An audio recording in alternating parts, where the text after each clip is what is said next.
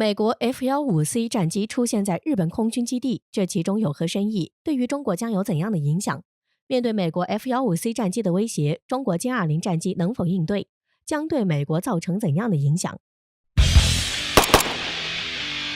我们都知道，美国一直将中国视为竞争对手，并一直采取各样的方式来针对中国。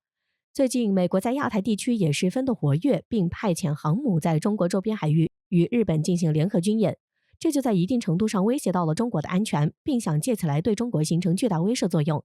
然而，美国在亚太针对中国的行动不止如此。近日，据美国航空新闻网站透露，驻日美军近期派出挂载空对空飞弹实弹的多架 F-15C 战机，在台湾附近空域执行战斗空中巡逻任务。据相关报道称，据目击者提供的照片显示，称隶属于美国空军第18联队的 F-15C 战机在返回冲绳加手纳空军基地时，被拍到挂载 AIM-120C 先进中程空对空飞弹和 AIM-9M 响尾蛇飞弹的实弹。报道还指出，美军战机除非执行快速反应警戒或实际作战任务，否则通常不会携带实弹。据知情人士透露，美国的这些 F-15C 战机在2架 KF-135空中加油机的支援下，进行了7个小时的飞行，是台湾附近空域进行战斗空中巡逻任务的一部分。对此，有分析人士指出，这是中美空中力量的相互隔空较量。因为此前中国在6名美国国会议员访问台湾后，就随即宣布举行军事演习，这很显然是对美国这样的行为予以强势回应，以此对美国形成巨大威慑作用。不仅如此，由于美国经常出没于中国周边海域，对此中国做了专门部署。据报道称，中国歼20战机在换上中国芯后，将发挥出超强的性能，并且歼20战机战巡东海、警巡南海已成为训练常态，这能够在最大程度上守卫中国的领土国防安全。然而，正是由于中国歼20战机已开始在东海战巡与南海警巡，这对于美国来说是巨大挑战。因此，为了应对中国歼20战机的威胁，这就促使美国决定进行武力展示。此外，据欧亚时报指出，由于美国 F-15战机可能在面对中国歼20战机的隐身能力时落入下风，所以美军第18联队已开始接受军团夹舱，利用红外线搜索跟踪系统对抗低雷达截面积目标。报道还指出，在美军执行战斗空中巡逻任务的 F-15C 战机中，据称只有一架挂载 AN/AAQ-33 狙击手先进标定夹舱，并未携带军团夹舱。其主要原因可能是由于相关单位还在对该设备进行训练调试。对此，有消息指出，军团夹舱可能已于2020年取得初始作战能力，因此至今出现在前线作战单位也不足为奇。而身为面对中国威胁第一线的加手纳空军基地，确实需要新装备来回应潜在的强大电站干扰，以及无人机、巡航导弹、隐身战机等雷达不易探测与追踪的目标。有分析人士指出，虽然军团夹舱问世多年，但先前仅仅出现于测试场合，如2020年与 F-15C 战机搭配试射 AIM-9X 响尾蛇飞弹，2021年8月协助 F-15C 战机进行 AIM-120 先进中程空对空飞弹实弹射击等。从这里我们就不难看出，美国希望借着军团夹舱，以此来增强 F-15C 战机的威力，以此来发挥出较强的战斗力，能够具有最大的破坏力，取得最好的作战效果。此外，有消息称，美国派驻日本冲绳加手纳基地的美国空军 F-15C 战机被拍到挂载军团夹舱执行任务。该夹舱能让飞行员以红外线搜索追踪系统瞄准目标，目的可能是应对中国的强大电站干扰和歼20战机等威胁。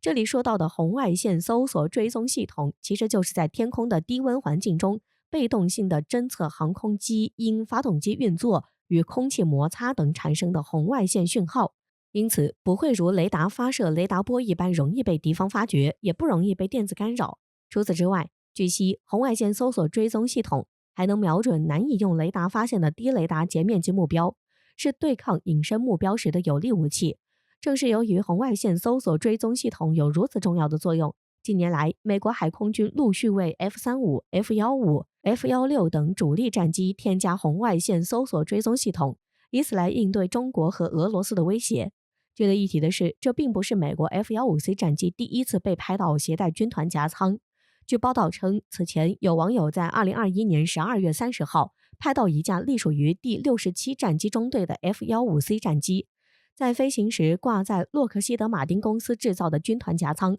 这位网友还拍到另一架携带 AN/AAQ-33 狙击手先进标定夹舱的 F-15C 战机。